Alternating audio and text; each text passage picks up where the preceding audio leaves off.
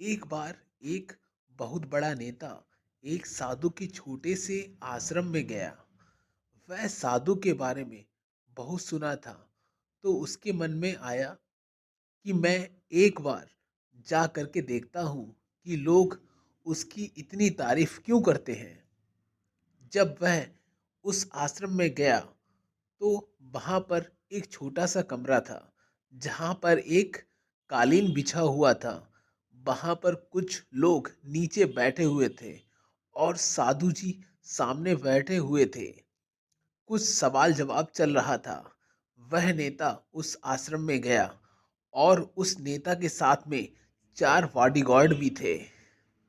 और उसकी यह आदत थी कि जहाँ पर भी वह जाता था, लोग अपनी जगह से खड़े हो जाते थे और उसकी तरफ देखते थे, हाथ जोड़ते थे और सर झुकाते थे।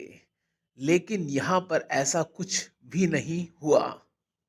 साधु व्यस्त होने के कारण उसकी तरफ देखा तक नहीं। तभी नेता को लगा कि यह मेरी बेइज्जती है और वह इस बात से गुस्सा हो गया। नेता ने थोड़ा गुस्से से साधु की बात को बीच में काटते हुए कहा कि मैं आपसे कुछ कहना चाहता हूँ। साधु ने उसकी तरफ देखा और बोला, आप थोड़ी देर रुकिए, पहले मैं इनके सवाल का जवाब दे दूं, उसके बाद मैं आपसे बात करता हूँ।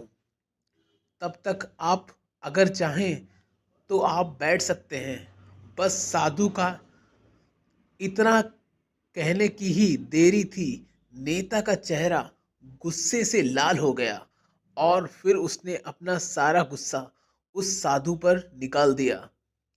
अभी तक वह नेता बहुत तमीज से आप कह करके बात कर रहा था, लेकिन अब वह तू तड़ाक पर उतर आया। नेता ने उस साधु को कहा, तुझे पता भी है मैं कौन हूं और तू किससे बात कर रहा है।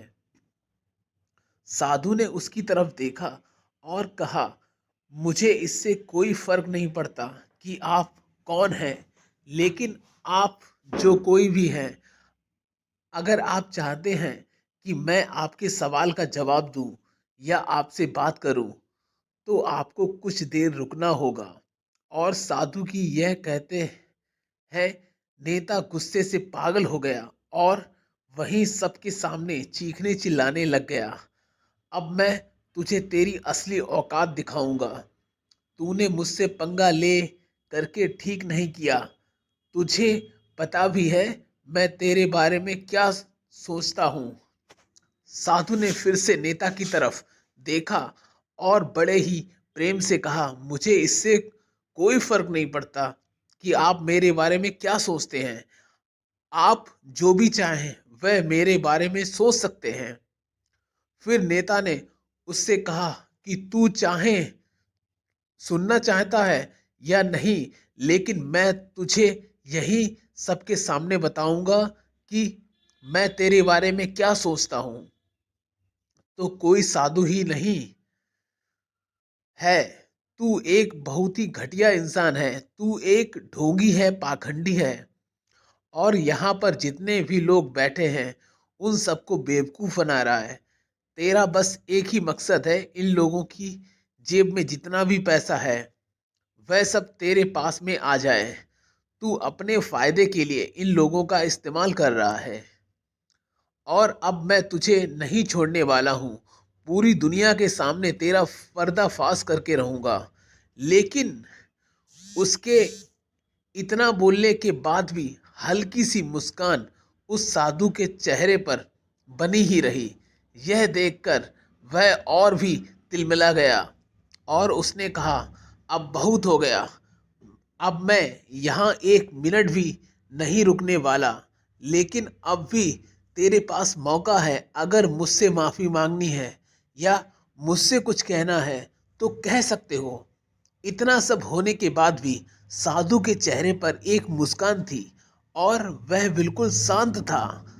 और फिर उन्होंने अपनी आंखें बंद करी और फिर साधु ने अपनी आंखें खोली, हाथ जोड़े और कहा, कि मुझे आपसे कोई गिला शिकवा नहीं है। आपके लिए मेरे मन में कोई भी गलत ख्याल नहीं है। जो भी मेरे बारे में आपने कहा वह आपकी अपनी सोच थी। तो मुझे आप में कोई भी बुराई नज़र नहीं आती है। मुझे आप बहुत ही भले इंसान लग रहे हैं। और साधु के इतना कहते ही नेताजी का दिमाग सातवें आसमान पर पहुंच गया।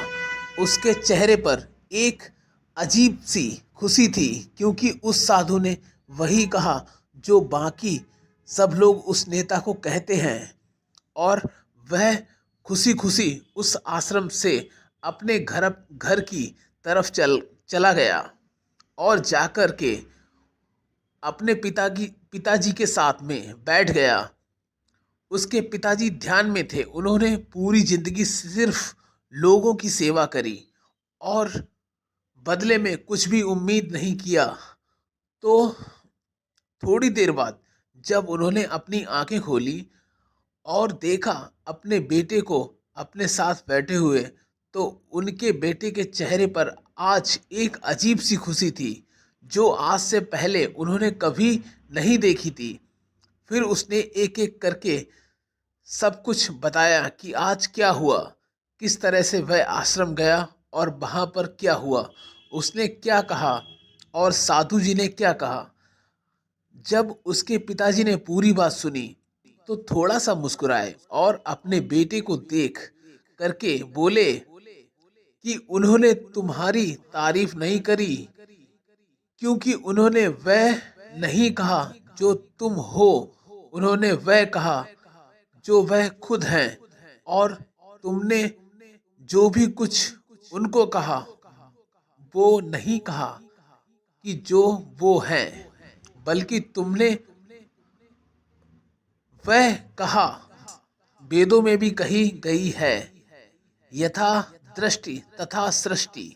यह दुनिया तुम्हें वैसी नहीं दिखती जैसी यह दुनिया है।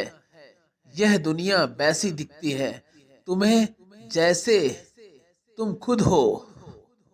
जिसकी नज़र जैसी है उसके लिए यह दुनिया वैसी ही है। तो अगर तुम अपनी दुनिया को बदलना चाहते हो तो उसका सिर्फ एक तरीका है, अपनी नज़र को बदलो।